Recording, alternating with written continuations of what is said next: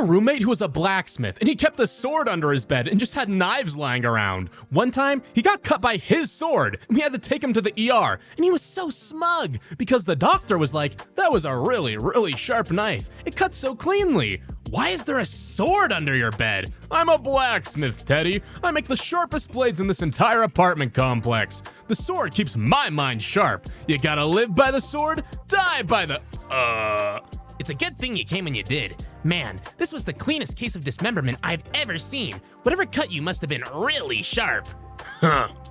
What's it with people calling Japanese characters from Japanese anime who live in Japan and speak Japanese and have Japanese names white? Seriously, if a character is supposed to be white, they will be named Whitey McWhiterson and wear an American flag, hoodie, shirt, pants, socks, and underwear and scream stuff in English every 5 seconds.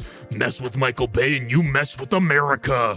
I want you guys out of my country by tomorrow morning." "But this is Japan." "Every country in the world belongs to America." Can't stop thinking about how Willem Dafoe had to get a Richard stunt double for a nude scene because everybody was so weirded out by how big his Richard was that the director felt that it ruined the emotional impact of the scene. The film called for Dafoe to hack off his own Richard, but when it came time to shoot the scene, Von Trier decided to use a Richard double, not because he wanted to keep ladies from getting too excited, but because Dafoe's Richard is so large, everybody got very confused when they saw it. Honestly, don't know if it's a compliment or an insult that everyone was so confused by the fact that the Green Goblin had a monster Richard. I am deliberately stealing a design by Disney in a way that is unlicensed. Suck my stinky mouse, Richard Disney! This is copyright infringement, not parody. I want to get sued by Disney Corporation. For context, Twitter is plagued by art thief bots. Any image that has multiple comments along the line of, "I want this on a t-shirt," will be automatically uploaded and sold without the artist's knowledge. So artists started making images full of blatant copyrighted images like the one above, and asking people to spam comment, "I want this on a t-shirt," then report the site to Disney. A few of these t-shirt bot sites have actually been taken down this way. How do I sleep at night knowing Charles Martinet is a classically trained professional voice actor who stayed perfectly in character during his original audition and performed till they ran out of recording tape and ad-libbed his lines for MTT to be kinder and more encouraging than his original script and treasures his Mario voice very dearly and loves performing it, and they gave him a bit cameo in a movie about the iconic beloved character he's voiced for decades in favor of Chris Pratt? Charles, I want to voice Mario until I drop dead, Martinet! Were we misled? Helldivers 2 was lauded for their anti-politics stance by all of us. This literally never stops being funny. Like dog, they made Starship Troopers with the baby's first satire cranked up to 11. And these people are still friggin' dumbfounded that the creators don't share their politics. Training manual tips. If you notice a squad mate sympathizing with an enemy, report them to your democracy officer. Thought crimes, kill. The bar is on the floor. I hope that Baby Yoda grows up to talk like a normal person and we find out Yoda was just a friggin' freak. If I remember correctly, Yoda's speech patterns were explicitly stated once to be due to his age. It was something along the lines of that the rules of grammar for basic had changed between his youth and the time of the Star Wars movies. So it was essentially like if an Anglican priest from the Elizabethan era had taken refuge in a swamp in Louisiana and was trying to impart his ancient wisdom on some farm boy from Texas. That's so cool! How did I not realize that? Today I learned the war game The Campaign for North Africa is infamous for its absurd depth and complexity, where campaigns take an estimated 1,500 hours to complete, and Italian troops require more water per turn than other troops in order to boil their rationed pasta. Bringing this to family board game night from now on. Don't forget the size of it too. I like the implication that some or all players are waiting for so long to take their turn that they're playing Monopoly to wait. One of the pieces of technology you can research is gas caps, because those affect the rate at which unused fuel is passively lost due to evaporation during periods of higher temperatures. Richard, the man who made Campaign for North Africa, the game's publisher said, "We don't know if it's balanced or not. It's gonna take 7 years to play." And I said, "You know what? If someone tells you it's unbalanced, tell them we think it's your fault. Play it again. I'm going to lose it." Join a union. Hear people constantly complaining that the current union leadership is super corrupt. It's all just the same 10 guys making all the decisions in secret, and nobody else in the union ever gets to know what's going on. Go to the monthly union meetings that are completely open to all 1,200 union members. The only attendees are the same 10 guys every month, giving detailed reports about everything that's going on. I went to my union meeting tonight, and the retirees' monthly complaint about our healthcare was that for some reason, it only lets doctors prescribe 6 Viagra pills at a time, and they want to frig more than 6 times a month. That's verbatim. Think about what you could be missing by not going to your union meetings. Nurse dragged screaming to police car after refusing to give patients blood to cops. It's a HIPAA violation if she gives a blood sample to cops without patient consent. She did her job. This headline is trash. They could never make me trust cops. Reblogged this before reading the notes, so now I'm editing my reblog to note that this story is 7 years old, the nurse sued and won, the cop got fired, and laws and policies got changed to further protect patients and healthcare workers. I love how scientists in fiction are always called scientists. That's it. They wear a lab coat of +5 science and +5 medicine. They do not specialize in a tree of science, like biology or astrology. No, they are just science men ready to do science. Do you understand what this could mean for science? It could mean real advances in the field of science!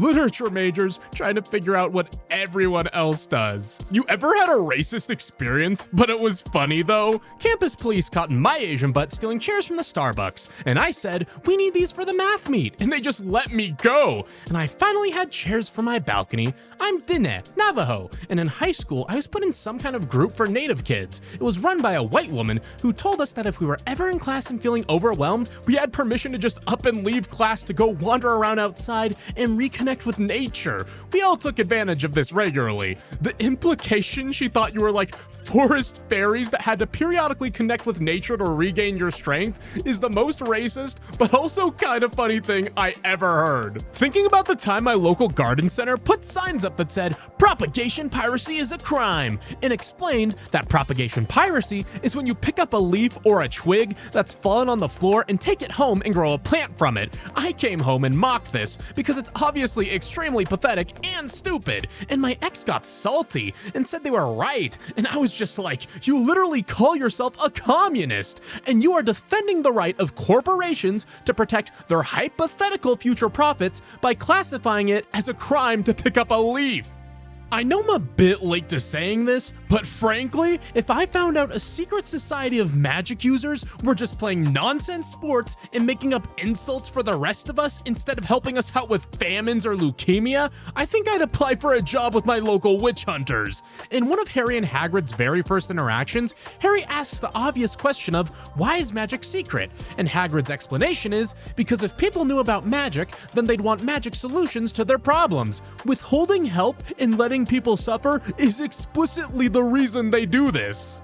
Oh brother, I had this date a few years back with an autistic guy where he was like, "By the way, you're autistic too." And I was like, "Oh, no I'm not."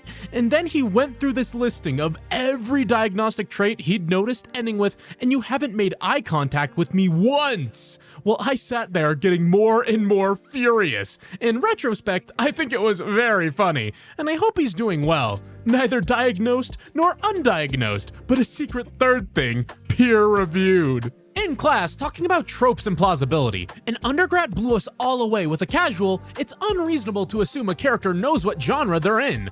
I ran an Aliens RPG years back, but the players didn't know it was an Aliens game until halfway through the first session. They thought it was a sci-fi game, but they also thought the monsters were going to be zombies. Over a period of 2 hours, they then proceeded to make every Aliens movie cliche mistake known to man, because at the time, they all made sense. The characters in a story don't know they're in a story or what kind of story it is. They might think they're in a rom-com instead of a slasher movie. And if you're not in a slasher movie, why the frig would you search through every closet in your house just because a cup mysteriously fell off a table in the dining room? Sometimes when I'm bored, I go through the list of recent bad faith Wikipedia edits that have since been reverted. A lot of them are politically contentious / offensive topics that attract crazies and trolls in general, but sometimes they're completely innocent, inoffensive articles that people attack for no reason. Some guy yesterday vandalized the article on the chemical element francium. Francium is a stupid element. Francium is a stupid element. It has a half-life of 22 minutes and barely exists at all, only naturally occurring as a product of the extremely rare alpha decay series, uranium-236, thorium-231, protactinium-231, beta decay, actinium-227, francium-223, 1.38% chance. There's less than a gram of it on Earth at any given moment. It has no uses to anybody, and it isn't even the most reactive group 1A element due to relativistic effects frigging up its electron binding energies. Stupid substance! If you somehow asked a genie to get you a gram of francium in a sealed vial so you could do an experiment with it, the genie would just give it to you because the enormous amount of radioactivity it produces would instantly vaporize the sample and cook you alive. Absolute dog water isotope, and its synthetic siblings are just the same, but worse. Found the guy. So I ended up with free time at the end of my first class today, so I was like, do y'all want to see a vintage meme? And turned on What Does the Fox Say? Expected like a laugh from the kids, or even just a what the frig is this mix, which is a reasonable reaction to What Does the Fox Say. But instead of a reasonable reaction, all of my students watched the first 60 seconds with jaws agape, and then this one kid turns to me like the friggin' Eye of Sauron and literally goes, "Furry."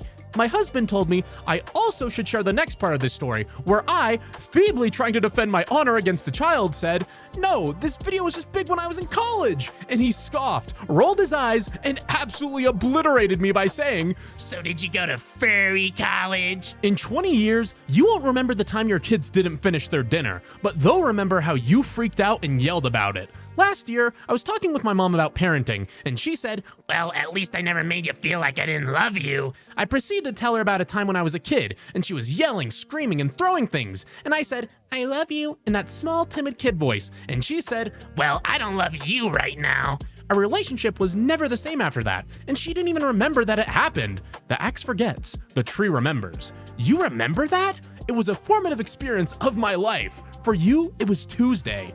Eye-opening little anecdote from a friend who ran a tabletop game for his all-male gaming group. He gender-flipped every character in the pre-written module, resulting in an all-female setting. His players grew increasingly paranoid and were convinced of a conspiracy. The players, convinced there's some sort of murder cult going on, started scouring the setting for men. The pre-written module's village contained only one female character, the wife of the blacksmith, unnamed, which of course was all the more suspicious to them. There was absolutely nothing my friend could do to convince his players that there wasn't a great conspiracy, or at least a basement full of dead dudes.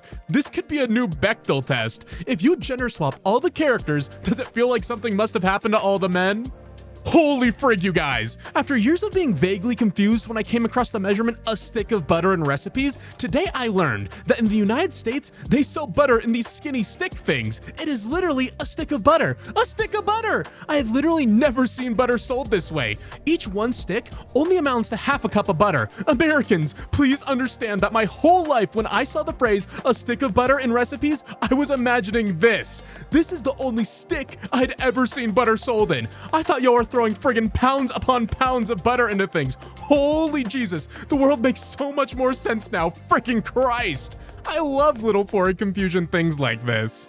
Izzy Rowland told me that she would be willing to give birth on camera, Raish said, which there is no way on earth we would do that. I think 3 people have told me at this point they would get entirely nude. 5 people have told me they would get a tattoo. Things that I will absolutely not ask my cast to do. But, you know, we've got hardcore comedy folks doing the show. Returning to Tumblr simply to point out how the cast of Game Changer is like no other. This interview is wild. Game Changer makes it look like Sam Raish is pushing his friends into silly situations, but in reality, this man is just barely holding these people back. Woman at the zoo. Why do they look so sad? Sign literally 10 feet away. Not humans, not pets. Assumptions based on human behavior can be misleading. Animal welfare scientists avoid making assumptions based on human behavior. The facial expressions we make often mean something different for other primates. I'll never forget being at the Oregon Zoo and hearing people talk about how sad one of the chimpanzees looked. He was sitting on a log, his back to one of the viewing areas, hunched over, and they were saying, "Oh, he looks depressed, he must hate it here." But then, when you walked around to the other side, you'd see that he was simply busy beating his Richard like it owed him money. 1998 to 2004 American animation really had something going on, then just stopped for some reason. It wasn't some reason. It was 2D animators being unionized and 3D not being unionized, and the simple truth that capitalism kills art. I remember when 2D faded out, the reason studios kept giving was, it's because 2D is a lot more expensive to produce. I was a child back then, so I didn't think too much about it, assuming it was about the process itself. But as I grew up and learned more about art as an artist and gained friends who are professional 3D artists themselves, I started to question it, because 3D is very different from 2D, but it's definitely not easier or faster to make. Also, both European and Asian studios kept producing 2D animated movies. The answer was unions. The answer wasn't, this kind of art is cheaper because it's easier to make. It was, this kind of art is cheaper because these artists can't force us to pay them correctly. Man, I know emulators are technically considered piracy, I guess, and I can see why it would be an issue with newer games. Not that most emulators are advanced enough for that anyway, but I just, the way the video game industry operates in regards to old games is so friggin' stupid. It's like, gamers, hey, I'm really interested in this game you made a long time ago. Can I play it? Game companies, no, but I'll give you money. We no longer manufacture, support, or distribute that game or the console it's available on. There's no way for you to buy it.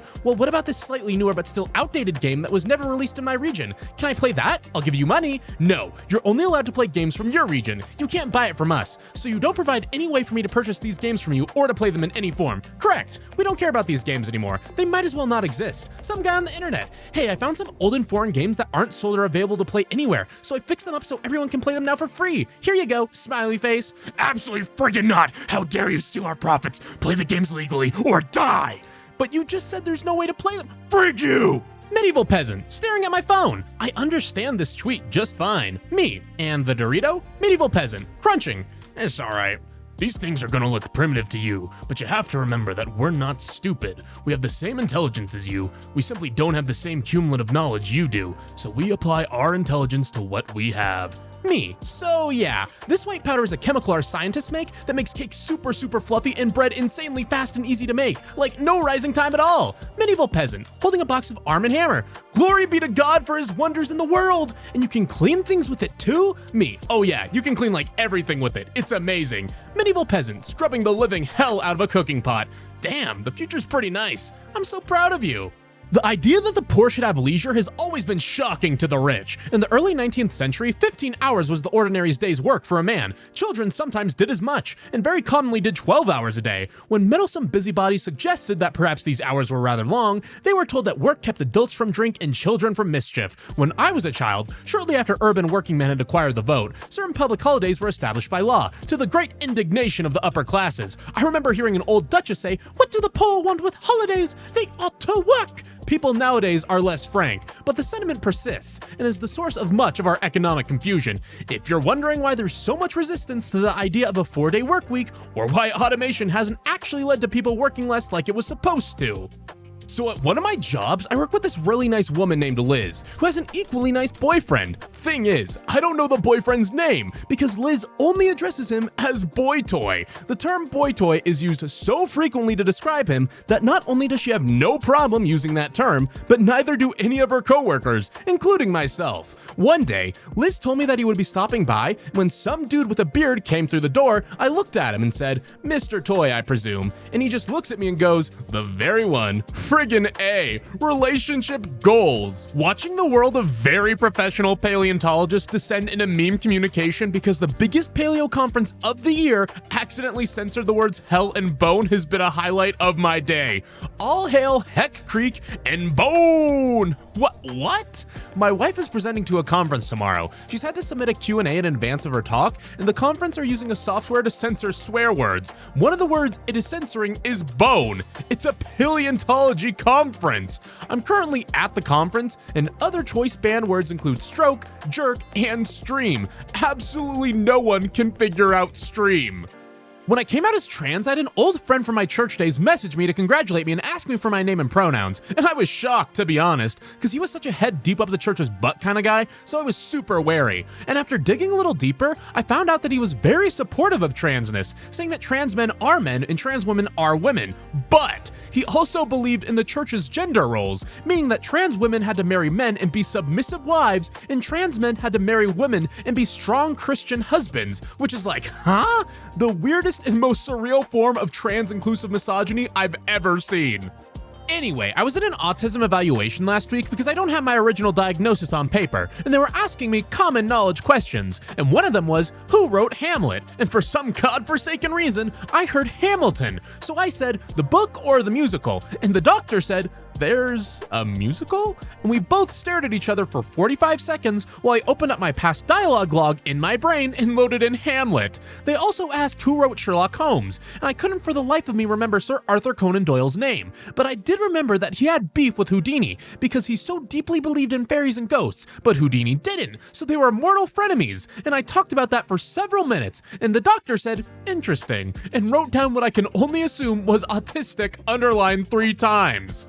Today I learned that in 1903, the New York Times predicted that building a flying machine would be possible in 1 to 10 million years. To understand how ridiculous this is, the first successful powered airplane flew this same year, 1903. You're understating how ridiculous. December 8th, 1903. Man won't fly for a million years. To build a flying machine would require the combined and continuous efforts of, when did the Wright brothers fly? December 17th, 1903. It wasn't just the same year, it was 9 days later. HR. If they work 40 hours a week, you have to give them benefits. Big company.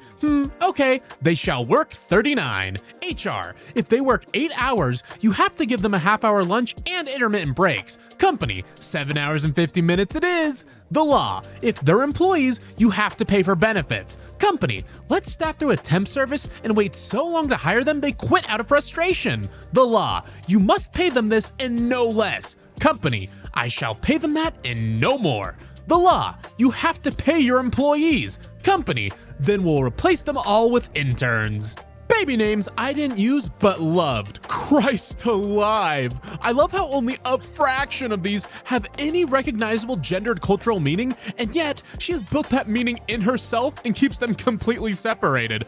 Well, my dad left home when I was 3. He didn't leave much to mom, me, just this old guitar and an empty bottle of booze. Now, I don't blame him because he run and hid, but the meanest thing that he ever did was before he left, he went and named me Vessel. This post haunts me because some of these names are like fine, but some of them are heinous. And it makes me think this woman actually has no idea what makes a name cool or not, and just had a dictionary open when she was filling out the birth certificate. Like, Fern, fine, already a name. Oak, totally fine. I wouldn't blink, but if you name a friggin' girl friggin' Vessel, that is a hate crime.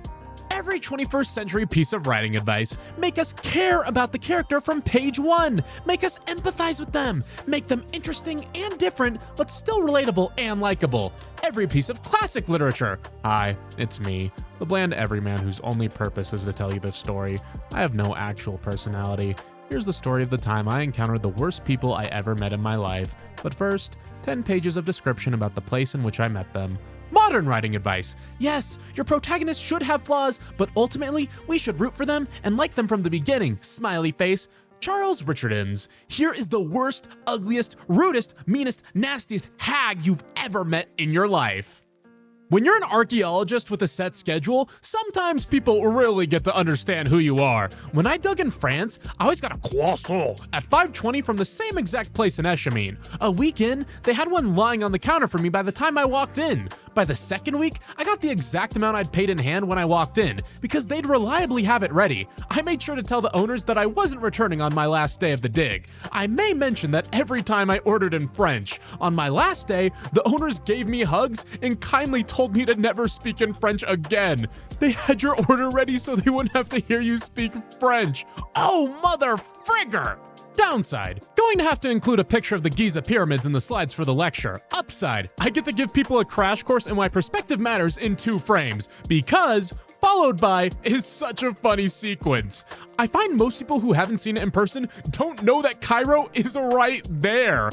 I love these perspectives, so I took some of my own when I was in Cairo, and yeah, they're literally just right there. Pass them on your way to work, no big deal. No, y'all don't even understand. There is literally a Pizza Hut across the street from the pyramids. That Pizza Hut, among other things, is why Egyptologists laugh their butts off when we see another piece of media where the protagonists get lost in the desert near the pyramids, because it's like, just turn around, my dudes. You're only a 7-minute walk away from the nearest fast food shop.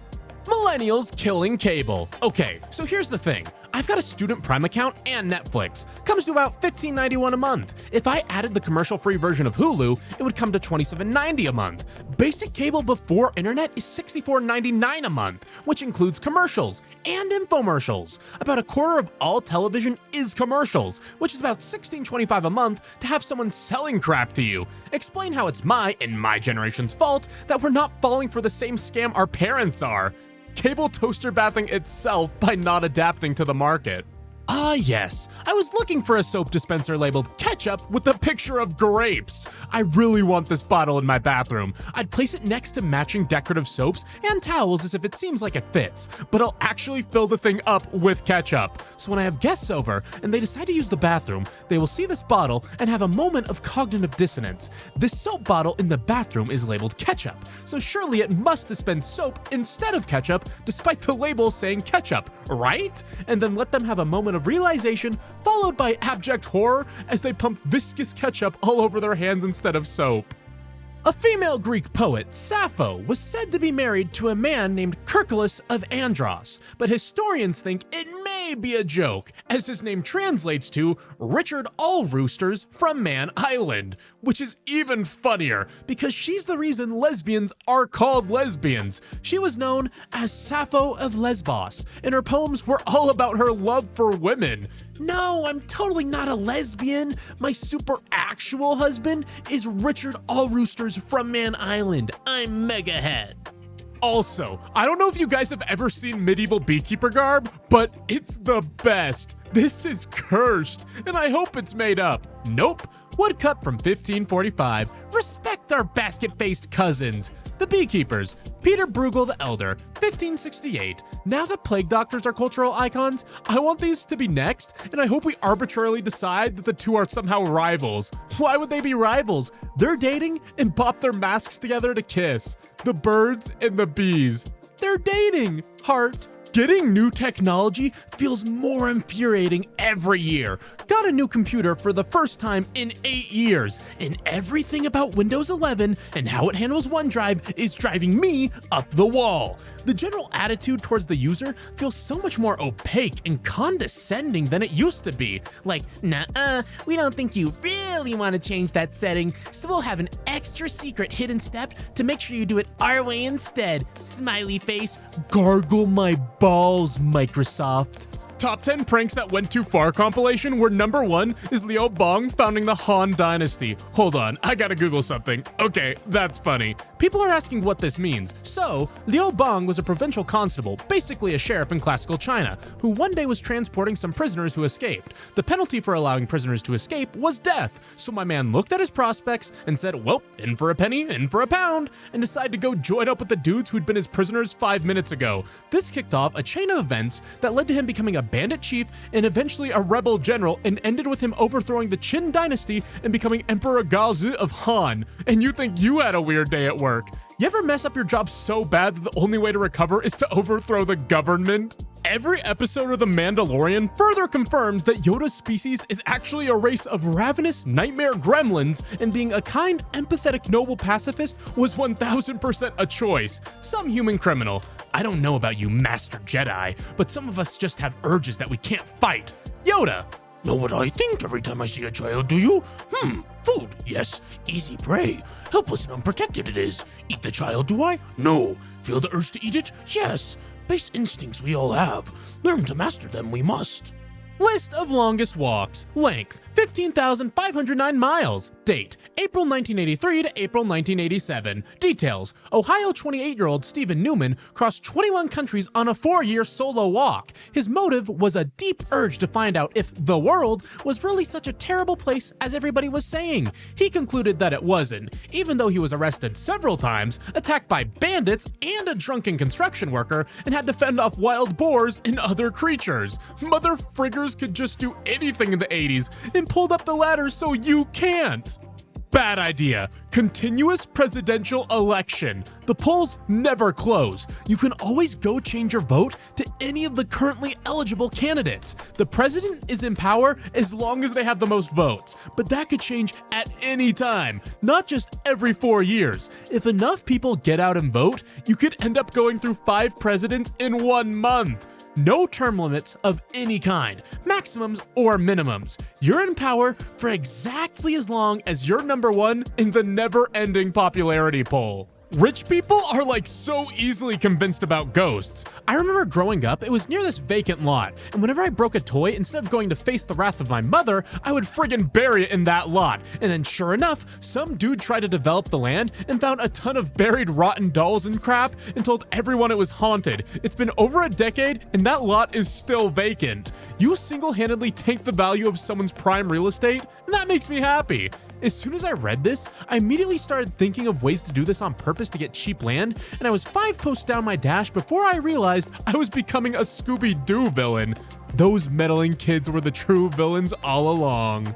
Don't assume malice, assume ignorance. Life is easier, the world is kinder, and you can educate. Actual malice is pretty rare, I find. Always remember Hanlon's razor. Never assume malice when incompetence will suffice as an explanation. That said, never forget Fred Clark's law either. Sufficiently advanced incompetence is indistinguishable from malice. There's a certain point at which ignorance becomes malice, at which there is simply no way to become that ignorant except deliberately and maliciously. I'm a bag of anxiety, but also dense as frig, which is a great combo in social situations because when I screw up, it plays off as sheer confidence.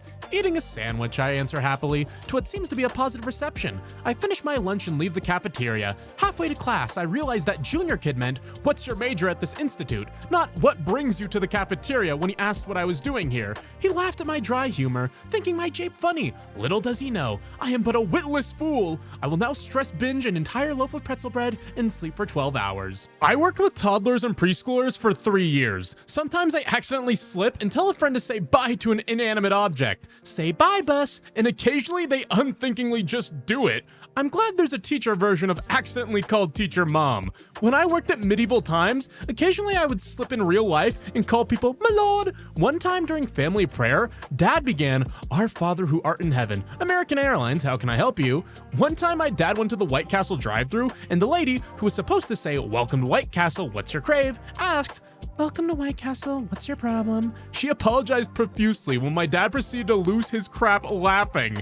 Yesterday, I went to Wendy's and the girl said, "Welcome to McDonald's," and then just sighed. Every few months, Twitterinas bring back the Carnivores are a problematic element of nature, and we should feed them synthetic meat and make it so they don't eat herbivores. This is completely normal, feasible, and won't have any kind of repercussion on the ecosystem. discourse. First time I saw that was a guy who had a proposition to create fake prey animals with a robotic exoskeleton and covered in synthetic meat that predators would hunt, eat, and then the exoskeleton would get up and go to the lab to get re-meated. That was funny as hell. Tiger watching skinless carcass it just ate get up and walk away. Actually, we should totally do this, but not for like ideological veganism reasons, just because it'd be funny as like an animal social experiment. Doing this with real meat, so there's not even a hypothetical animal rights angle, just completely unwarranted and unmitigated freak behavior. Aperture science behavior. Cave Johnson here, watched a wolf maul another meat android again, and then have a total existential freakout when the robot got up and trotted off. Still funny. Keep up the good work. Something happened to a friend of mine that I have to describe in green text form, because I feel like it's the best medium for the story. Give me a minute. Be me, gay. Recently out, at my first Pride, having a good time. Someone throws a rainbow rubber ball into the crowd. I catch it. Hear a girl behind me go, "Damn, my dog's gonna be so disappointed you caught that." Turn around. She's holding a leash. There's a guy with a dog collar and a puppy mask on the end of the leash. He says, "I really wanted that ball." Yesterday, I had to get my blood drawn and was freaking the frig out because I am terrified of needles. And there was this amazing nurse there that came in and held my hand and comforted me during the procedure and was trying to say how brave I was, but the way she worded it was really funny. She just kept on repeating, "If you can change your name to Todd, you can do anything." And like, I know she meant that in a hashtag trans ally way, but I couldn't help but think, damn, is my name really that bad that you think I'm brave for choosing it? I hate Australian people. They need a dumb friggin' nickname for every single word. Can't even get in a car accident without some Australian butthead coming up to you and saying, got yourself in a car, blame me that, ain't you, mate? Toaster bath yourself and go to hell. The word is bingle, thank you very much. Frig off, are you serious? Bingle Australian slang. Bingle is an informal Australian slang term for a minor car accident or collision. Oh my god! Bingle is regional. I never heard it till after I moved to NSW. The word I grew up with for a car crash was prang. How do you have two silly words for a car crash? Patrick Stewart boldly explores his own final frontier. Captain Picker is gonna touch himself. Did you guys know he's married to a woman 39 years younger than him? Not to age discourse, but I do think he should be decapitated. Hee sorry, hee. His wife is 44 years old. The frigging that old man website when someone actually frigs that old man. They didn't marry the moment she turned 18 either. A quick Wikipedia glance, and they got married when she was 35. That's not a young adult inexperienced in adulthood being coerced into a relationship by a predator. It's a grown woman who decided she wanted to frig that old man and put a ring on him. Devil Went Down to Georgia is fascinating to me because it's so American. In any other culture, it would be a cautionary tale of hubris and fooling with the demonic. But in America, Johnny actually is just better than the devil. It's so American. No, I'd hold back a band of demons. I done told you once, you son of a gun, I'm the best that's ever been. Johnny did nothing wrong. The devil went to him. He went looking for trouble.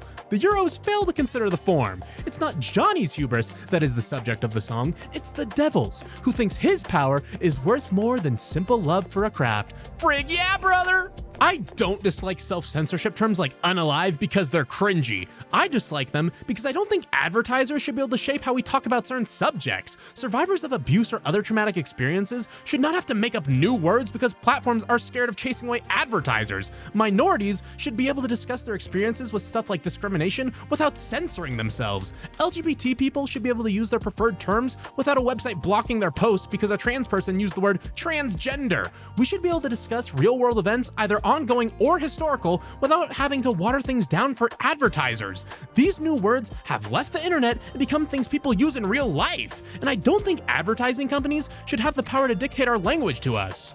When are the stupid questions during interviews going to stop? I had an interview and partway through, the interviewer asked me what my favorite drink is, and I said water. He gave me a weird look and said, "Come on, you can do better than that." I didn't know what to say, so I didn't say anything, and we just sat there and looked at each other for about 15 seconds in silence. He stops the interview and said, "I'm not what they're looking for." I'm not sure what that was all about, but I feel like I dodged a bullet, screaming. This is what being autistic feels like, but for every question you get asked ever in your life. You know what really friggin' annoys me about internet censorship is stuff like swear words being heavily censored, because that's entirely an American cultural hangup being forced on the rest of us. I don't know a single country where swearing is as taboo as it is in America. In fact, most languages have swear words that would have the same effect on an American as giving a Victorian chimney sweep a Pepsi Max cherry. Demonetizing Irish people's videos for having swear words in them is a kind of hate crime and psychological torture, I think. Bro was not cooking, holy app. Sometime in 1906, I was walking in the heat of the day through the bazaars. As I passed an Arab cafe, an idle wit, in no hostility to my straw hat, but desiring to shine before his friends, called out in Arabic, "God curse your father, O Englishman!" I was young then and quicker tempered, and foolishly could not refrain from answering in his own language that I would also curse his father if he were in a position to inform me which of his mother's 290 admirers his father had been. I heard footsteps behind me and slightly picked up the pace, angry with myself for committing the sin of a row with Egyptians. In a few seconds, I felt a hand on each arm. "My brother," said the original humorist, "return, I pray you, and drink with us coffee and smoke. I did not think that your worship knew Arabic, still less the correct Arabic abuse, and we would fain benefit further by your important thoughts." White boy shocks Egyptian by telling him to frig off in perfect Arabic. There's a lot of dumb animal cruelty takes in general, but my favorite is the people who think you need to force sled dogs to pull. Have you ever walked a dog before in your entire life? They love to pull. They're the pulliest damn things you ever saw. They'll merrily rip your rotator cuff in half like a phone book for the chance to stick their own face into a pile of old feces. They'll drag you down the road while you go through all 5 stages of grief trying to make them stop. There are hundreds of products on the market promising to get ordinary non-sled dogs to stop pulling their hapless owners down the road and spilling their iced coffees. People have gone so far as to use electric collars to try and zap sense into their poor, stupid labradoodle that wants nothing more but to stupidly pull itself and everyone it loves into the snarling maw of the nearest least reactive pit bull. A dog that's allowed to pull, nay, encouraged to pull, is probably the most self-actualized animal on the planet, right after seagulls that live somewhere with food stands outdoors. I love the idea of ghosts not being dead people, but just places where time is kind of thin. Like one of my friends and his girlfriend have a ghost in their very old New England house that's apparently an old-timey little boy who does crap like jump on the bed and slam doors. But if they tell him very sternly, "Daniel, stop that," the activity stops immediately. And I love the idea that years ago, there's this rowdy little 19th century boy just being alive and playing in his room, but if he gets too loud sometimes, the ghostly form of my 21st century friend shows up and is like, "Hey, cut it out," and then vanishes, and no one believes this child. Messages from the Ouija board. The wild part is, he told me he doesn't believe in ghosts, and then his next sentence was, "Well, except the one in my house."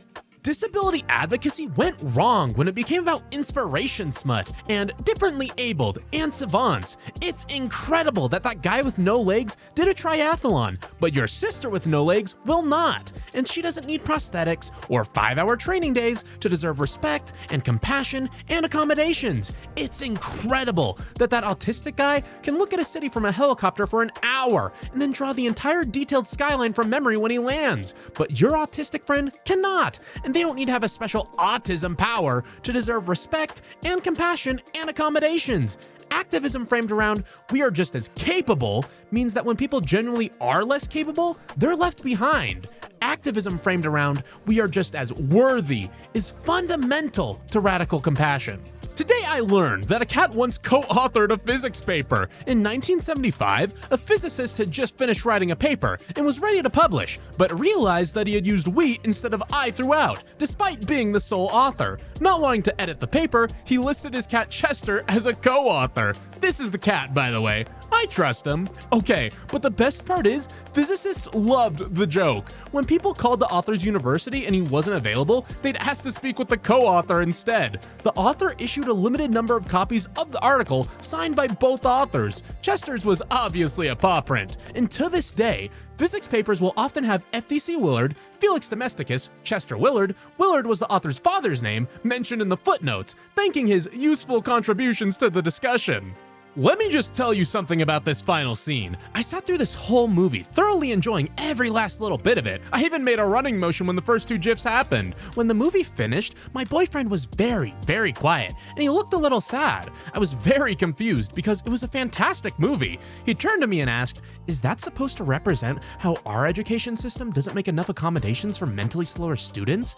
Monsters University was a little deeper than I thought. "Tumblr, shut up, he is a slug!" The literal message is, he is a slug who is slow like slugs in nature, so stop! One time, when I was a barista, I was telling my coworker that I suddenly really missed cows. I used to work with cows all the time back home, and then I moved away, and suddenly it had been 4 years and nary a cow. 15 minutes later, this old guy came up to the counter with his address written on a napkin, and he said, "Me and my wife have a whole herd of Dexters and a couple of new calves. Come on over anytime." So after work, I was like, okay, frig it, and I drove to the address, and I parked at the gate, and I walked down the driveway to the barn, and this woman was like, "Oh, my husband told me you might stop by. Come see our cows." and she introduced me to every single cow. Made my whole week. Thank you, cow couple. I would cry.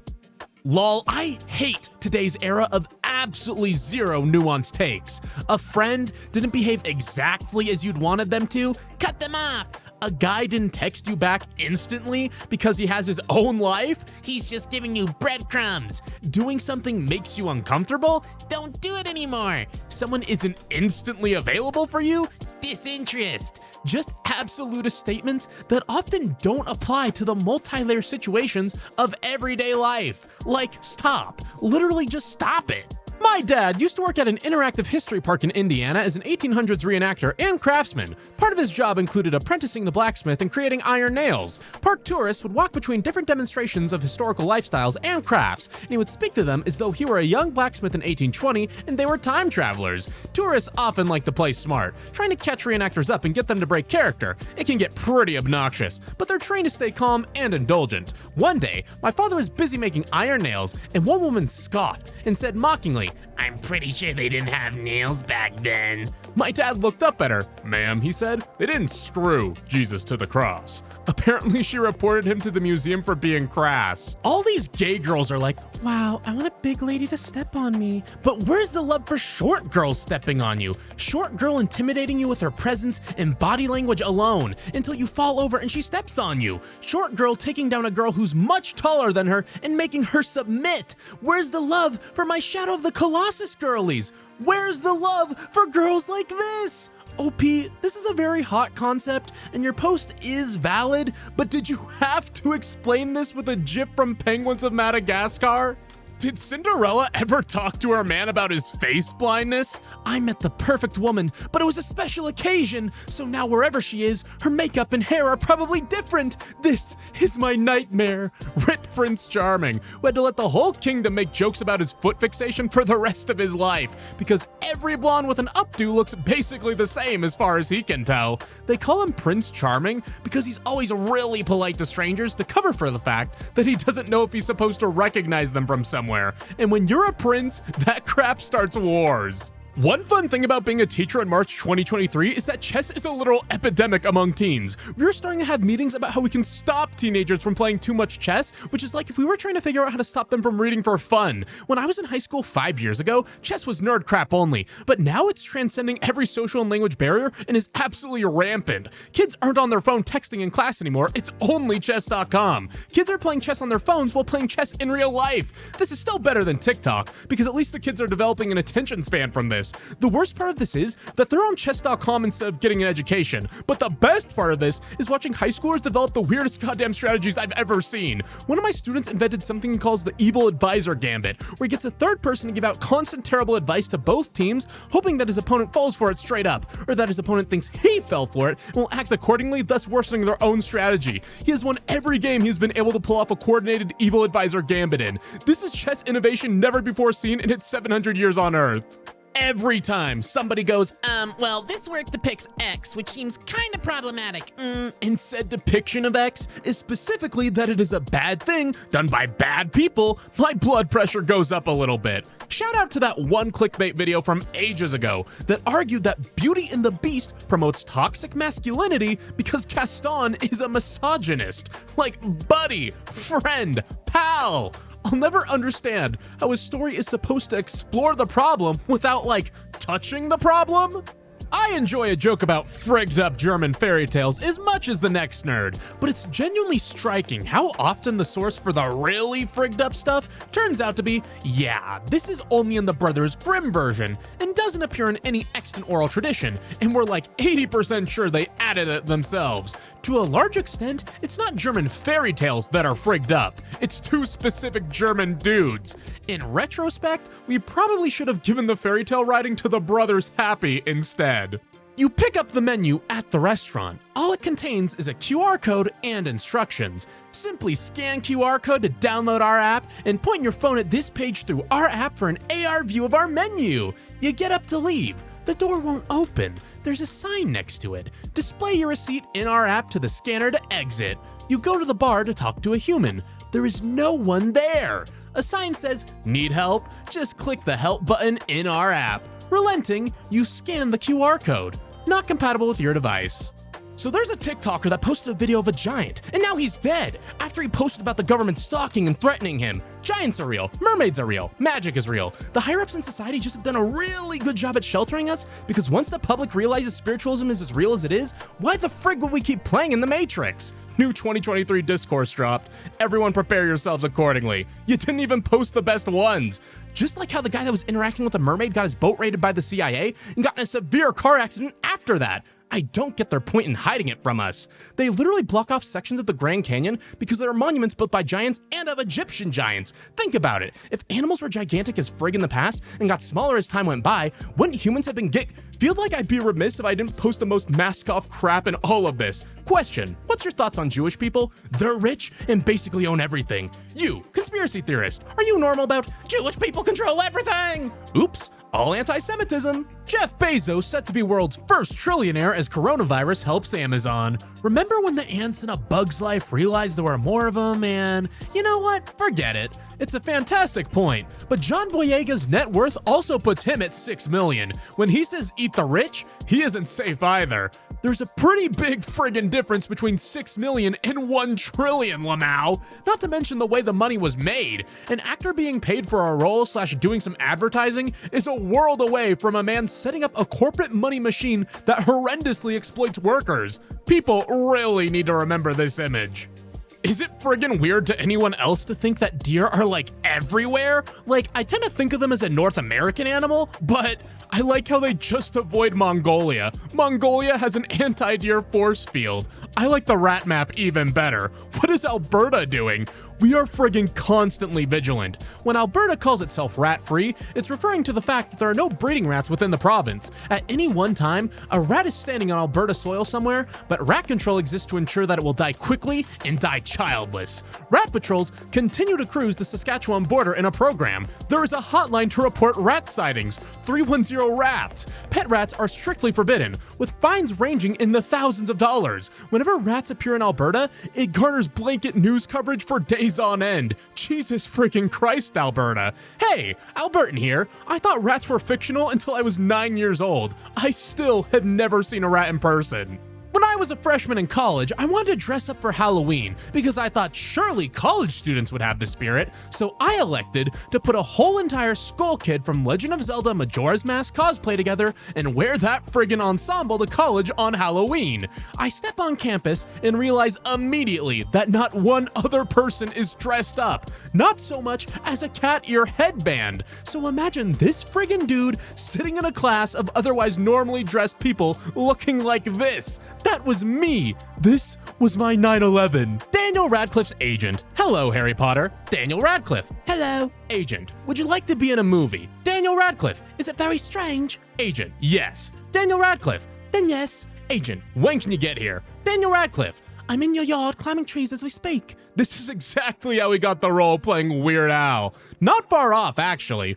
Al contacted him, and Radcliffe said he was very pleased and flattered, but why him? And Al said he'd seen Radcliffe sing the Elements song next to a confused Rihanna on the Graham Norton show like 15 years ago, and went, this guy gets it. Small Richards aren't bad. Balding isn't bad. Being short isn't bad. Being fat isn't bad. Physical traits are not signs of morality, and the sooner people stop mocking people for their bodies, yes, even when they're bad, the better. You, body shaming, guy you don't like but will never care, person you care about with the same trait who now knows you think they're ugly. Like another Tumblr post said, when you make fun of a bad person for their appearance, somewhere there's a good person with a similar appearance who hears you and feels terrible. It's so friggin' funny that nuclear waste is such a contentious topic. Like, yeah, those damn nuclear advocates need to figure out somewhere reasonable to put that nuclear waste. For now, we'll be sticking with coal power because it puts its waste products safe and sound in our lungs, where they cannot hurt anybody. The air pollution fandom says some incredible crap. Sorry, I realize I'm not done, because, by the way, yes, carbon emissions are less harmful than nuclear waste, even in our lungs. Carbon! I have a lot of pet peeves, but I think the biggest one is when people say things like, oh, it's such a small town, only 35,000 people. Like, hag, my town has 200 people. You need to pick a new adjective. According to Wikipedia, a small town is 1,000 to 20,000 people. So although you are correct in stating that 35,000 people is not a small town, it is a large town. You are incorrect in thinking that you live in a town. You live in a village. You are a villager. I don't know what to do with that information. Imagine if you knew of a population of semi-wild hamsters that live communally near to where you live. They don't run for their lives and bolt into their nest for safety when they see you. They'll just kind of go, "Ah, frig, there's that guy again," and just kind of lazily trot off. They know you're not really a predator, just an inconvenience. But some of them don't flee from you. They're a bit weird, you guess, but those are your favorites. So every once in a while, when you've got a task you really don't want to do alone, you can just walk up there, grab a hamster, pop it into your breast pocket, and now you've got a little emotional support buddy for the day. That's Gandalf's relationship with the hobbits. Hi, I'm AAA Game Studio. Welcome to our game Guncrappers 7. This is a $70 game that is not finished, but you can buy the DLC at launch for $50. Also, there's a separate in-game currency where you can spend $200 to get diamonds to buy cosmetics. Look at our roadmap. Don't you want to pay $30 for our first season pass? You will unlock special epic gear that will never ever come back, so you can get a nice healthy dose of FOMO. The next season pass is next month and is also $30. Also, we're locking 40% of the entire game behind our fun new feature, Present Mechanics, so you can gift the rest of the game to yourself for the low price of $40. And you also get an epic gun skin if you pay for the Gold Season Pass for $60. Also, you know how the game was unfinished at launch? Oh, we're sorry about that. We're releasing it now, but you need to pay $20 for it. Frig you, frig you, frig you. Sonic's home planet is no longer permitted to be referred to as Mobius, be it light, dark, prime, or otherwise. Sonic is not allowed to lose. He can be put down and experience hardship, but is not allowed to completely fail. Main and/or significant characters are forbidden in forming intimate or love relationships. ACP exclusive characters are permitted, however, Bunny and Antoine, but not with Sega's characters, Sonic the Hedgehog and Sally Acorn. Sonic and Sega exclusive characters are not allowed to show excessive emotion. I really want to know what happened in this legal case. An example of established requirement of censorship of emotion from Sonic the Hedgehog 166. Sonic legally forbidden from sobbing. For really great context, that panel where Sonic's crying uncontrollably is supposed to be because his two young kids have been completely erased from existence. What? Wizard College is going to kill me, I swear to God. I just saw someone without a component satchel reach into their pocket and pull out a handful of loose tapioca to use as a substitute for blood in their fell ritual. And it worked! I've never been so friggin' mad. OP's URL. What the frig's an orc doing in Wizard College? Experiencing microaggressions, apparently. Honestly, more curious about a boxer in Wizard School, regardless of race/species. Athletic scholarship.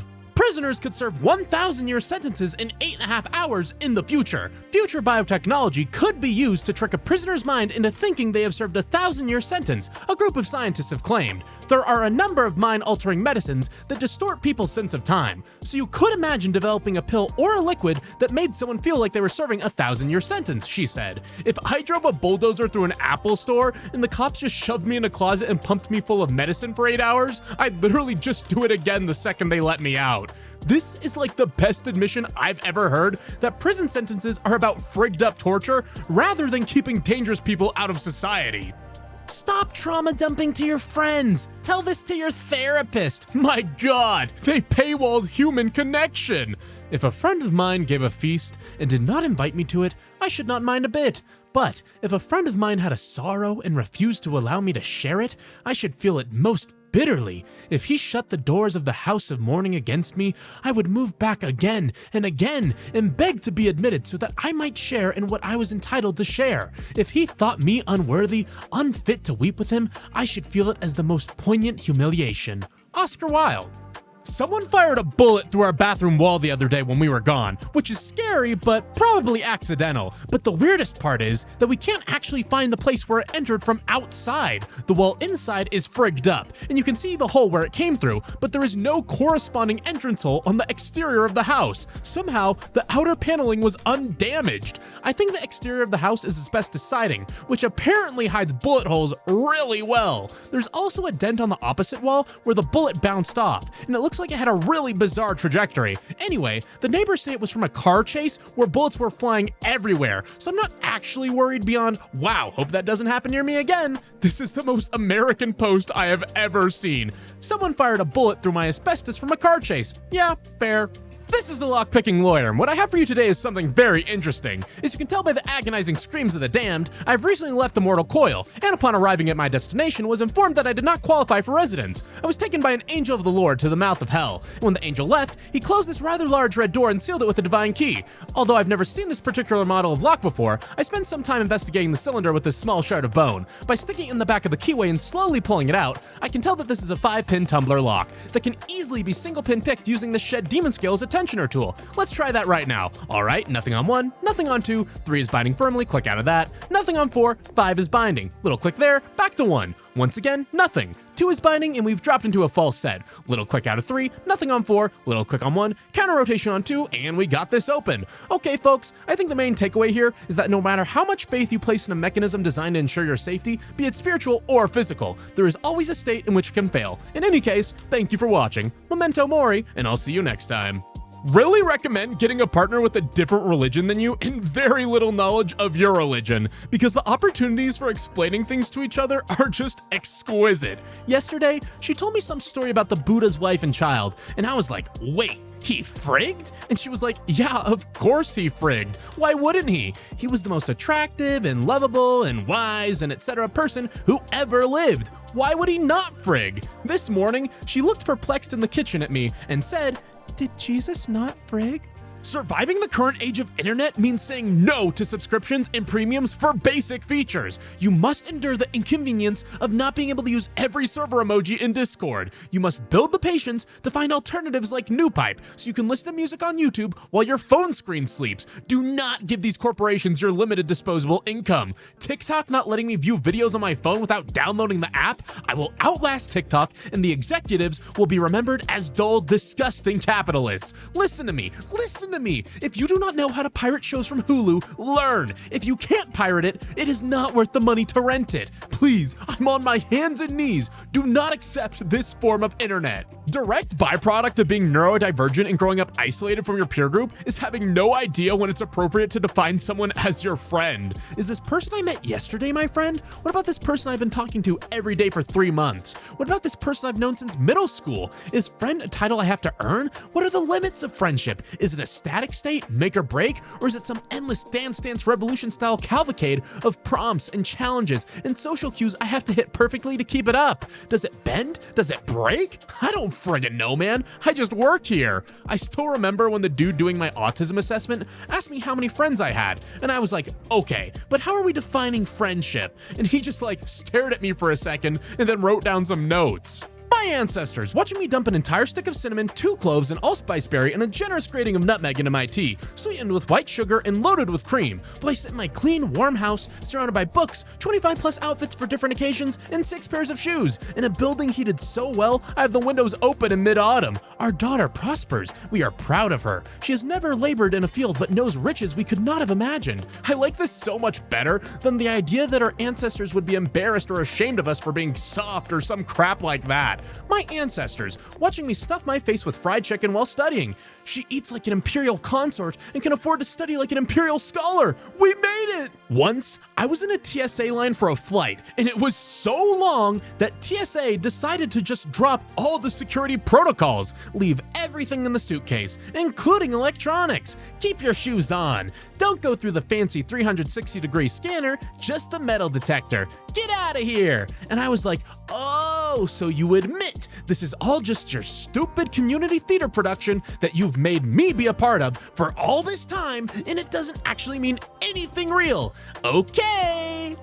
For a moment, I just savored the experience, closing my eyes and letting the sun warm my face, but when I opened my eyes, I couldn't believe them. The sun was square! I blinked hard. The clouds too? Instead of round puffy cotton balls, these thin rectangular objects floated lazily above me. What if the world were Minecraft? I'm on page 9 right now, and this book is friggin' weird. Like, I'll admit I skimmed some of the Minecraft fan books, and they just try to be like fantasy novels, but in Minecraft land, but this student here is like, the dirt is square and I have logs for arms. I can't tell if this is genius or what. The guy is mad that he's punching the grass and can't grab it. He contemplates a flat apple. This dude is talking about how Crappy Breaks becomes like flat objects and he stacks them in his pocket like playing cards. This is what I'm reading, by the way. Shut the frig up. Max Brooks wrote this? Seeing Max Brooks, best-selling author of World War Z, attached to Minecraft was like feeling a sledgehammer being swung into my balls at maximum speed and power. I have this book. It's pretty good because unlike most Minecraft novelizations, it's written from the perspective of someone who doesn't know crap or frig about Minecraft. Jack Black did the audiobook and listening to it is a spiritual experience. Responsible exotic pet influencer voice. Look at how cute and cuddly my endangered African cat is. Don't you wish you could do this too? Remember though, only I can do this. I'm not promoting this animal as a pet. Hey, check out my super awesome King Cobra free handling. Doesn't it make me look hardcore? Again though, only I can do this. I'm not trying to promote these animals as pets for just anyone. All I do is post constant photos and videos, making it look really cool and fun and hardcore to own these animals. Don't ask where I got them, by the way. Any story claiming to be a deconstruction of fairy tales, but has nothing to offer except new types of violence, more explicit coitus, and a general attitude of, lol, happy endings aren't real, is like such a cultural waste of time, to be honest. Know what actually is a good deconstruction of a fairy tale? Shrek! It frigs up just about everything in a normal fairy tale, and still manages to have a happy ending with a good message, and never once has to be gritty or dark. It's actually really well done. My first venture above 63,000 feet, the space equivalent zone, where water spontaneously boils. Luckily, I'm suited. Wouldn't say it's spontaneous. The pressure in the room got below the vapor pressure of the water at room temp. Simple thermo. Some guy just mansplained space to an actual friggin' astronaut. The face when correcting misinformation is written off as mansplaining.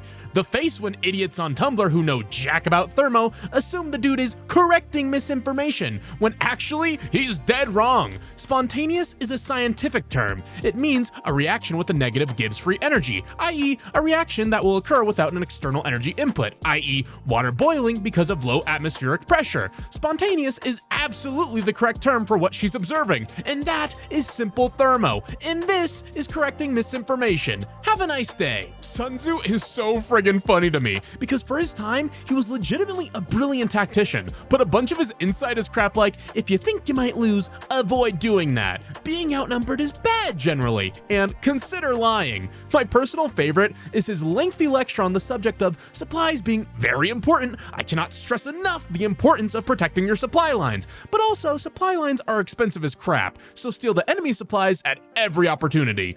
One of the more important things to consider about any historical work is the audience it was published for. The Art of War was aimed at fancy nobles high on philosophy, with little practical military experience who were nonetheless leading armies. Sun Tzu, after desperately trying to explain extremely basic logic to a bunch of upper-class twits, basically sat down and wrote the most elaborate, as per my last email, ever. Wild that folks keep saying beekeepers abuse bees, as if bees are not both venomous flying animals and fully unionized. Hubris to think you could abuse bees. I think that if you see a Balrog in an unlocked kitty kennel, then you can assume that it wants to be there. Actually, beekeepers take many precautions to keep their bees from leaving. Many clip the wings of the queen, destroy new queen cells, cull queens they don't like, and use bee pheromones to prevent a hive from naturally swarming or absconding. They also try and prevent mating with the African honeybee, which makes them less docile among other things. During artificial fertilization of queens, drones are crushed and spare queens are killed, and commercial beekeepers even cull their hives during winter, or when they're not producing well.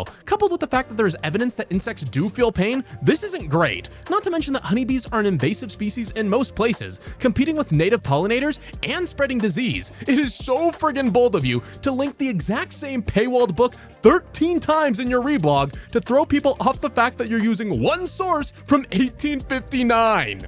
I don't want anyone to take this the wrong way, but Europe is kinda like a miniature America. All the landscapes and trees and stuff are small. They're little versions of the stuff we got going on over here. Even your big things like the Alps are so cute. You could put a fun roller coaster up there and make it a little ride for the kids. The only big thing you lot have are obesity rates, school shootings, medical debt, and carcinogenic diets. The Alps are the biggest mountain range in the world. It took 7 minutes for a European to bring up school shootings and obesity on a post talking about geography. Reddit Ragebait takes the form of short stories that are thousands of words long, feature whole hog characters with arcs and development, clearly took some time to come up with, sometimes has updates spanning several months, and, in the best cases, is just plausible enough that you're never quite sure if it's a true story. Tumblr Ragebait takes the form of someone making a poll pretending they don't have any concept of how human society works, and everyone finds that perfectly plausible and gets mad at it. I'm not sure which is funnier, to be honest. Artist removes 1 inch off the peak of England's highest mountain. Brits want their inch back. It is still England's highest mountain, but Scafell Pike is ever so slightly smaller now after an artist stole the top inch of the summit to display in a gallery. Oscar Santillan, 34, was accused of vandalism after removing the stone pinnacle of the 3,209-foot Lake District peak for an exhibition in London. Ian Stevens, managing director of Cumbria Tourism, said, "This is taking the mickey and we want the top of our mountain back." I love art. This is the funniest thing I have ever seen. What are they gonna do? Just glue it back on? Apologize to him. Jerry was in my Elder Scrolls Online guild, and he's one of the sweetest guys I've ever known. I feel sick every time I come across his image online because it's almost always the exact same baseless derision and crappy implications about him because he's fat and wearing a fedora for a photo shoot. The photo shoot this image is from was leaked from his private Facebook. The harassment that he's faced from his memeification is worse than anyone knows. The funniest H.P. Lovecraft story is the one where some guy's family offended an evil wizard, who then cursed his entire family, saying that all the men would die before they hit like 30. The protagonist is going crazy, trying to find a spell to break the curse. And then the big reveal was that the wizard was literally just breaking into their house and killing them himself. This is missing my favorite detail, namely that the evil wizard is named Charles Le Sorcerer. Chuck Wizard's curse of shoot you in the face. So I got new hearing aids that can sync with Bluetooth devices, which is great because I can enjoy music again. But like all Bluetooth, it's kind of buggy. And sometimes I'm in the middle of a conversation when suddenly one of my devices connects. So what I'm saying is the PS5 is very real and it can speak to me from inside my brain. Once during a dinner out, my mom kept asking us, "What's that sound?" And we couldn't hear anything. Only later did we figure out my sister had connected her phone to my mom's Bluetooth hearing aids and was intermittently playing farm animal noises. With the H-Bomber Guy plagiarism video on fire right now, I want to share my favorite example of egregious plagiarism. I'm a marine biologist, currently getting my PhD. I've done a lot of scholarly writing. Many classes I took as an undergraduate had big writing components. I took limnology at one point as an elective. This course had one such big writing assignment. The professor told us a story. He said he once got a student paper that absolutely blew him away. It was way beyond what he'd expected from the class. This was before we had online tools to check for plagiarism. The paper impressed him so much that he brought it home to show it to his wife. She began reading it and then set it down, looked at him, and said, "Dan, you wrote this." This student was dumb enough to not only copy a published paper verbatim, but to copy a paper published by the professor of the class. And he nearly got away with it. I keep thinking about that post about the whole genre of movies about a white guy getting into an Asian philosophy, martial art, etc., and then proceeding to surpass his teacher and be the best ever at it. And I started to think about the opposite of it. I want a movie about a Chinese dude who comes to Finland, downs an entire bottle of Koskenkorva, tries to fight a nearby cow, and ends up lying face down in a ditch while sobbing about his ex-wife, and having like 5 Finnish dudes staring at him in awe like, "That's him. That's the chosen one." The 5 Finnish dudes bring him home with them. The next day, the Chinese dude wakes up on the couch with a mighty hangover. He turns on the TV and for the first time in his life sees Moomin Troll. Instant spiritual bonding experience. Overcome with emotion, he begins to sing an ode to Snufkin in a high, clear tenor voice. The 5 Finnish dudes hastily call their live-in wise old mentor. "Yes," says the mentor after watching Chinese dude for a few minutes. "The prophecy was true. This is the chosen one. This man will be our 2020 Eurovision act." Today, I called a girl homophobic as a joke, and she almost started crying. She said, "My neighbors are a lesbian couple. I'm the least homophobic person you'll ever meet." I said, "Kelsey, I'm really sorry I hurt your feelings, but I need you to know that homophobic people can have lesbian neighbors." And she just got even more distraught and said, "I've been inside their house, and I wasn't even afraid or anything." Afraid of what? She entered the home of phobia and wasn't even scared. You guys don't know how much South Park and adult animated sitcoms hurt me. My dad has watched adult animated sitcoms all day, every day, for half my life. And everything he says is a Family Guy reference or something. I came out to him as trans, and he literally says like, well, you know, on Family Guy, they at first had a hard time with this kind of thing, but later they came around. That was a good lesson. It's like his religion. Somehow, Family Guy made this dude less transphobic, and that's the weirdest aspect of this post. I'm just thinking about how many times I've heard my dad on a long call with an obvious scammer, and I'll start begging him to get off the phone because I always think he's a very easy mark, and he'll just keep going. And then after a while, he'll say something like, I died 20 years ago, and hang up. Beta millennial daughter with 20 hours of screen time a day. Dad, they're scamming you. Dad, stop. They'll take your savings and your identity. Hang up before they swat you. Chad boomer dad with a flip phone he has not recharged since 2014. Well, gee, I wish I could give you my bank account number after you spend all this time on the phone explaining this car deal with me, but I don't have access to my finances because I'm in Rikers for felony murder. My mom used to just give me, a 5-year-old at the time, the phone. She'd say, okay, these are some mean grown-ups who want to steal our money. Tell them everything you know about chamber nautiluses, and if they hang up by themselves, we'll go to Pizza Hut. Worked every time. I got to have a captive audience, mom got to see the joy in my eyes, and no one got scammed. They always hung up by the third tangent. Tried to vent in a trans space about how, as a trans man who's been on T for a long time, over 7 years now, I've noticed that the more I pass as a man, the less welcomed I am in queer spaces unless I go out of my way to feminize myself, and how that sucks, and it's isolating, and it feels horrible to see people who used to like you and be close to you drift further and further the more masculine and therefore more comfortable in yourself you become, only to get people replying to me and saying, well, if you dressed more femme, then people wouldn't be intimidated by you. You signed up for this. I'm sorry, but I didn't sign up for social isolation when I transitioned. I signed up for gender euphoria and comfort in myself and my life, and I had hoped that the people in my life would be able to see how much joy that brings me and continue to love me. Not socialist in a I won't have to work type of way, but socialist in a I'll still be working but I won't be worried I won't make the rent type of way, in a billions won't be hoarded by one person type of way, in a janitors, fast food workers, childcare workers, preschool teachers, hotel clerks, personal care and home health aides, and grocery store cashiers will live comfortably type of way, in a the sick and elderly will be cared for type of way, in a no child should work type of way, in the my illness won't condemn me to an early ignominious death kind of way, in a everyone who wants to have children will be able to afford that type of way. Shout out to the guy who created a parody account of CinemaSins, where instead of pointing out every single flaw in a film, he just pointed out things he liked about the movie. You're so right, CinemaWins. It's so much more fun to like things. CinemaWins once said, every movie, with very little exception, is someone's favorite. I like to find out why, and that sentence alone is worth more than every single thing the CinemaSins guys have ever created. Nothing frustrates me more than when adults refuse to even slightly indulge the questions and thoughts of children. I remember one time when one of my younger cousins accidentally stumbled across the concept of purchasing power parity because she realized 10 rupees, which bought her 10 candies in India, only bought her about 3 candies when we went on holiday to Japan. And when she asked her mother about why the same things cost different amounts in different places, my aunt had the audacity to call her spoiled for not understanding the worth of money. That's not what she was asking, damn it! Your daughter just set up her own Big Mac index and realized a key metric of macroeconomics. How do you not find that utterly fascinating? Why don't adults talk to children? Our boomer trait is going to be that we cannot recognize deepfakes or AI. I'm calling it. We're going to be like, wow, did you see this? And our grandkids are going to look at the 12-second hologram we show them, shrug, and be like, blinks are too regular. I'm going to be chewing out some kid for being rude to a customer service employee on a call, and they'll be like, they weren't breathing.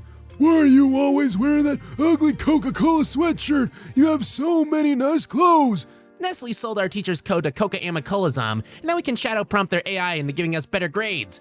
But your math teacher seems so weird and incompetent. I was sure she was human. Sad face. I understand that museums have to be dark because light can destroy fragile artifacts. That said, I'm always afraid to walk around the blind corners because what if there's a skeleton? Okay, yes, sometimes there's a skeleton. I understand how museums work. But I mean, what if it gets me? Fact, you can absolutely kick a skeleton's butt. You are a skeleton wearing biological power armor. Skeletons of adult humans typically weigh less than 30 pounds. You are in a superior weight class by orders of magnitude. I wish someone had told me that when I was a kid and terrified of having to fight a skeleton. When I was a kid, one of my moms would call her period moon time or her monthlies or crap like that, and my other mom straight up stealthed it. But when I'm a dad, I think I'm gonna go straight down the middle and call it werewolf week. Like, sorry kids, dad can't roughhouse right now, it's werewolf week. One of my moms, points finger, child of lesbiabs. I actually have 6 parents and 3 moms total, but they're all straight as far as I'm aware. Polyamorous parents or divorce? Turbo divorce. What the heck is a turbo divorce? It's when you end up with 6 parents.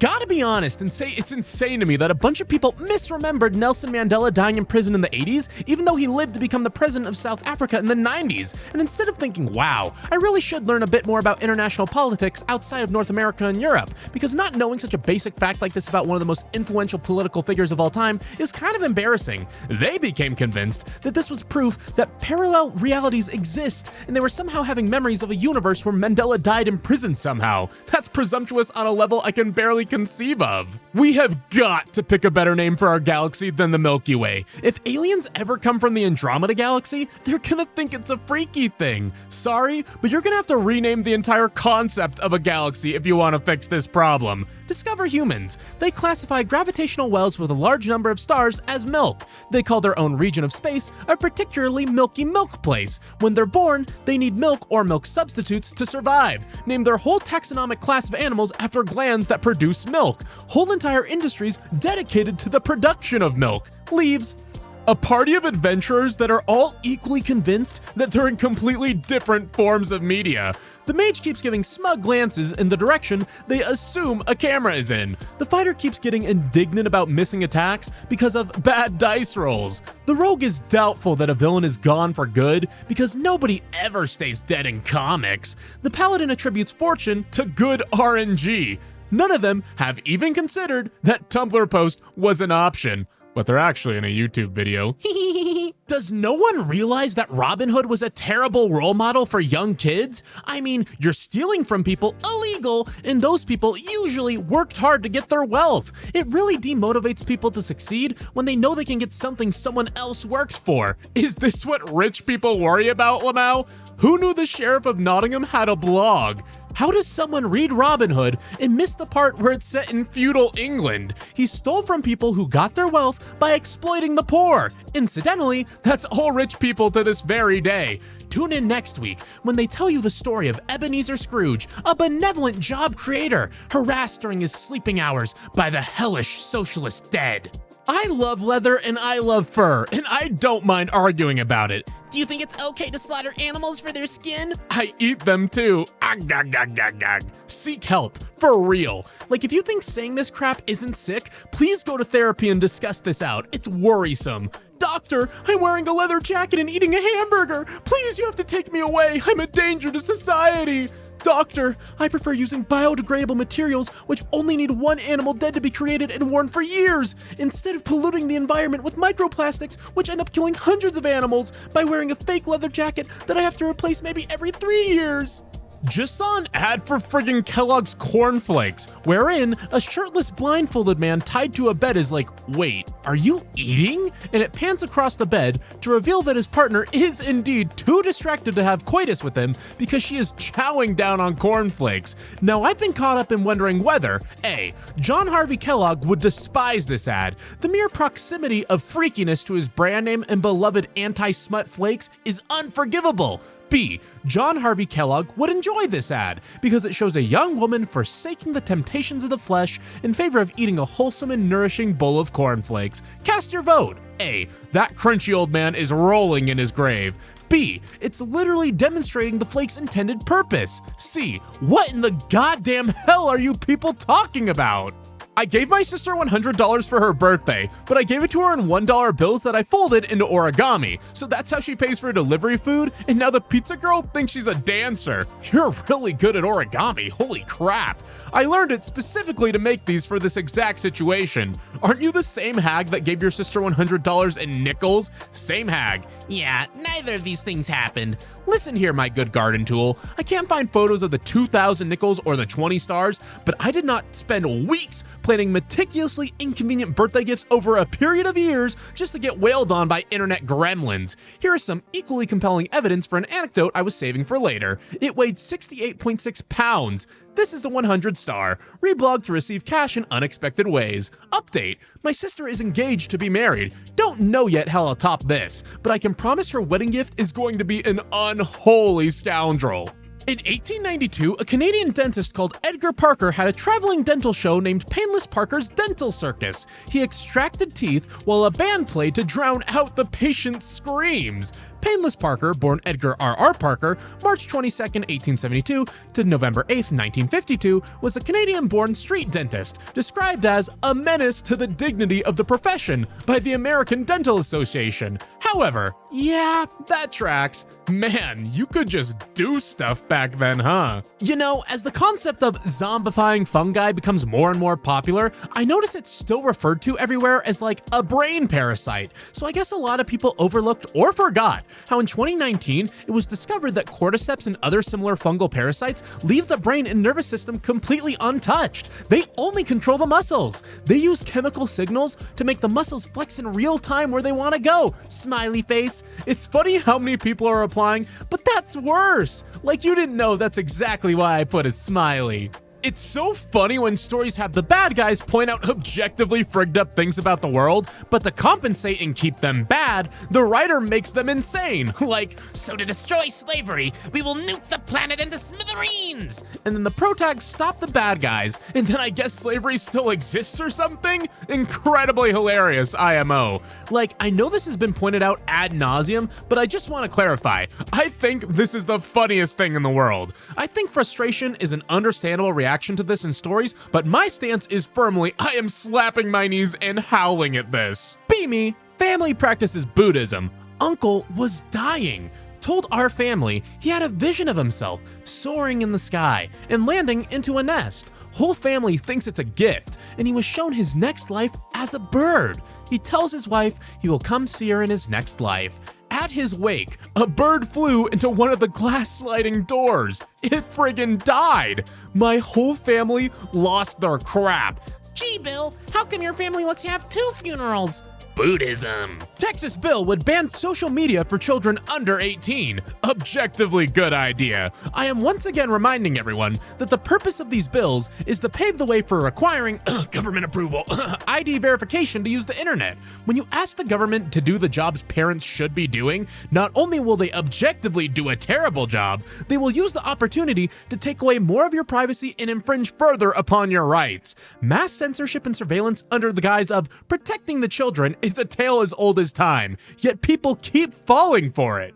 People with the most mainstream tastes imaginable should not open their mouth on how anti-piracy they are, by the way. Yeah, no crap you can depend on legal sources to watch Marvel and listen to T-Swift and Maroon 5. Thank you so much for signing the petition to close that platform that was the only one I could download this 2008 Romanian Dungeon Synth EP from. Cheryl Dunier's directorial debut, The Watermelon Woman, was out of print between 2000 and 2018. Garth Marenghi's Dark Place was only available to watch on a pirate channel on YouTube until last year. There is still no way to watch the X-Files spinoff, The Lone Gunman, except to own a DVD box set that has been out of print since 2005, or to pirate it. It's on YouTube.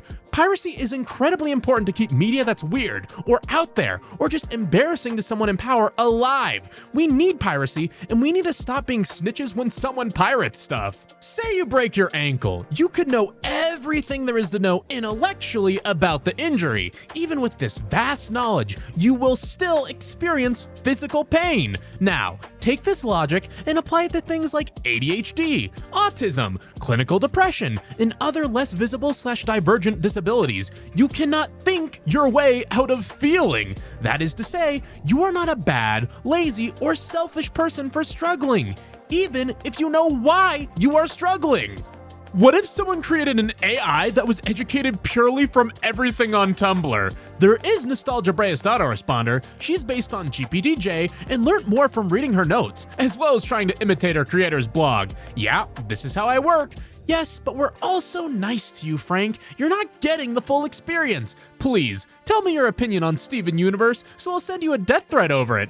I don't know who that is, but I love death threats. Okay, AI can pass the Turing test, but only on Tumblr was not on my 2023 bingo card. If the satanic panic was happening now, a lot of you guys would be like, DNI if you don't believe survivors of satanic ritual abuse at daycare. have already been accused of being a fascist for making this post. I dare you to explain what satanic panic is supposed to symbolize here. Did you refrain from saying Red Scare or especially war on illegal medicine because you knew if you said that people would stop for a minute and consider before reblogging this nonsense post mindlessly? Or is this about survivors of violence or non-consensual coitus? Or just what the frig is this about? Have you considered Googling satanic panic? Sometimes if you look up words you don't know, you can find out what they mean.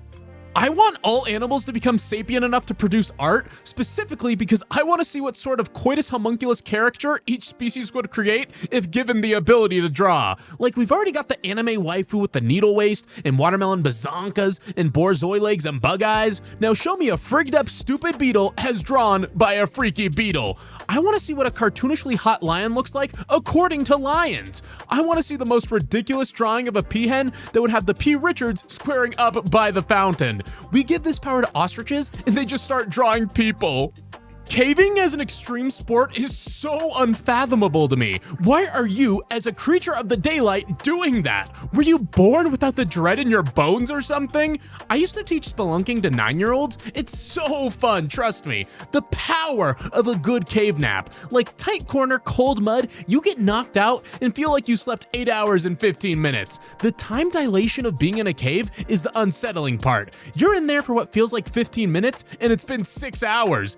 Come, 9-year-olds, let us sleep in the hell fissures where time goes to suffocate.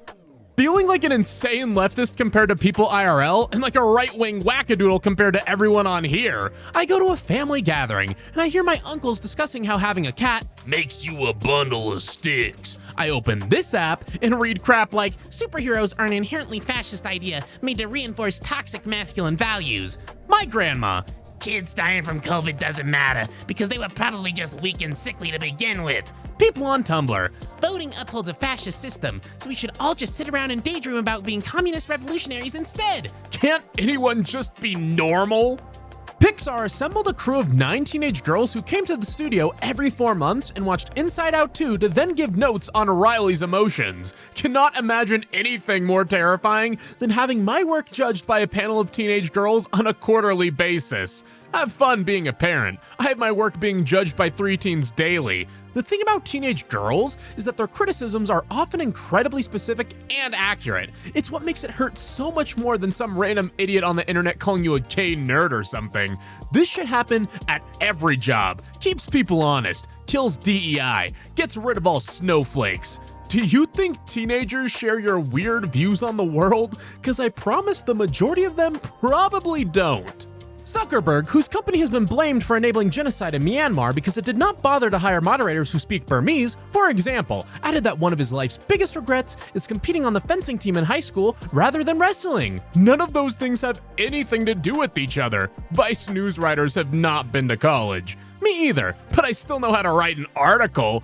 Reading comprehension quiz. 1. Why has the author chosen to contrast these 2 ideas in 1 sentence? What is the effect this contrast has to the reader? 2. Can we determine the author's opinion on Zuckerberg from the work? What impression of Zuckerberg is this work meant to evoke? Oh dear goodness. Discord server for silent video game protagonists. Chell, Doomguy, Link, Samus, and Master Chief are all in the server, and not one of them has ever sent a message in it. They all consider the others to be their closest friends. There's a channel where Red sends pictures of all of his Pokemon, and they all get a thumbs up emoji react from everyone else. Eventually, Link starts posting selfies in the most crazy places, with monsters in the background about to hit him, or close-ups of plants and small critters. They also get a thumbs up react. Nothing else is said. The Knight from Hollow Knight is on the server. They never post or even give anything the thumbs up react, except for the occasional bug-type Pokemon. One time, Link uploaded an image of a sunrise, and the Knight gave it the only thumbs down react anyone has ever gotten in the entire server. The resulting drama, consisting entirely of a single screenshot of the thumbs down react and a series of exclamation point reacts, nearly tore the server apart. Stand-up comedian hired to play Willy Wonka at the widely criticized Willy's Chocolate Experience breaks his silence. I'm constantly applying for more acting jobs and comedy work. Then I got a phone call saying, "Congratulations, you're going to play Willy Wonka. We'll send you over the script and dress rehearsal is tomorrow." The script was 15 pages of AI-generated gibberish of me just monologuing these mad things. At the end of my monologue, I was supposed to suck up the unknown man with the vacuum cleaner. I asked them if they had a vacuum cleaner, and they said, "Yeah, we haven't really got there yet, so just improvise." This story is one of the most bizarre I've ever come across. They even misspelt my contract, but I do have a legally binding Trash Panda tract. What? And the wisest monk said, "Young one, you reject the unenlightened ways of Has-Been Hotel, but not 3 years ago, I recall you posting Boy Toy Wheatley in great enthusiasm. You must not hate what you discard on the path to enlightenment. All of our old selves are within us, and we must imagine them getting freaky."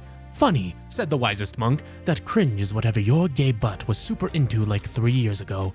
"But master," said the young monk, "did you not also post One Piece AMVs 3 years ago?" "Luffy is cool," said the master. "He has never been cringe." I find myself suspecting actual women of being trans now. It's like culture war trauma or something. I actually had to pause this movie and look this actress up to make sure she was actually female. Culture war trauma? Maybe you're just a friggin' creep. I've worked myself up into a cultural frenzy to the point where I must investigate random strangers I see on TV to figure out what their privates look like. I'm the one being normal here. Honestly, this would be somehow less creepy if they were doing it for coitus reasons. I hate US Americans and their 1 billion different regional fast food chains that they insist are all vastly different. I'm sorry, I just don't believe you that Chunks and Yakkos and Freaky Dan's all provide different experiences, and I'm not in 1 million years going to rural Northeast Ohio to check if the Quirko's baby batter dump meal really has better fries than the Burger Cossack grease box. All friggin' hamburger the same. Weak Europores aren't capable of comprehending the depth of burger. AI art was at its scariest at around the DALL-E 2 phase, when it was actually capable of imitating a breadth of styles and was still kind of fun and frictionless to play with. The tools have diminished in functionality, gotten more cumbersome and expensive to use, and all these improvements in back-end prompt engineering have given AI art a distinctive airbrushed look that is instantly recognizable. The specter of the future just isn't what it used to be. This is on OpenAI's official demonstration, and it shows such a clear decline. I maybe would have been fooled by the one on the left. The one on the right is not only not an oil painting, it looks extremely AI generated in a way that everyone has learned to detect at this point. No one should be scared of this anymore. The only useful or even legible AI art is going to be coming from dedicated hobbyists crafting their own models from scratch. You still need experience to make art. Pirates of the Caribbean really introduced an eldritch octopus man who kills indiscriminately and torments the dead as their poster villain. And then you watch the movies and it's like, oh no, actually the worst villain in this series is a small white British man who functions as the herald of capitalism. And that was very, very brave of them.